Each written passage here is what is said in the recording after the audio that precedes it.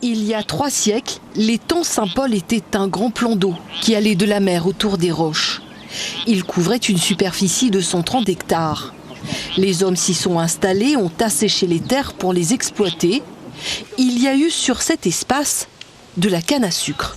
On va rentrer dans ce qu'on appelle la prairie humide, qui est un milieu naturel exceptionnel à La Réunion, parce qu'en termes de surface, on n'en trouve pas beaucoup.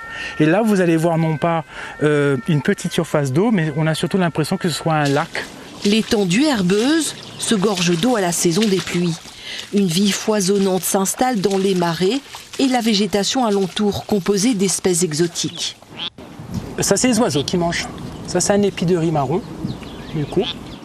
Oiseaux, poissons, batraciens, insectes font de la prairie humide un lieu d'observation passionnant pour les naturalistes.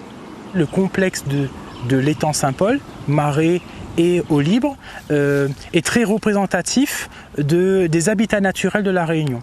Il a été classé en réserve naturelle en 2008 parce que c'était rare. Mais il faut savoir que Thérésien Cadet, depuis 1970, souhaitait qu'on fasse de l'étang Saint-Paul une réserve biologique. Depuis 2019, les 485 hectares de l'étang figurent sur la liste des sites d'importance internationale Ramsar. Les zones humides sont essentielles. Elles jouent un rôle de régulateur, notamment dans la lutte contre les changements climatiques. Lorsque, par exemple, il va y avoir énormément d'eau qui va arriver d'un coup, ces zones humides vont fonctionner comme une grosse éponge. Et c'est le cas ici dans la prairie humide. Donc dès qu'il va pleuvoir, elle va absorber.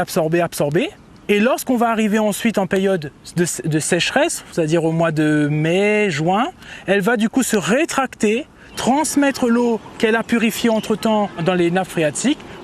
Chaque année, ce sont ainsi 10 millions de mètres cubes d'eau qui quittent l'étang pour aller dans les robinets des Saint-Paulois.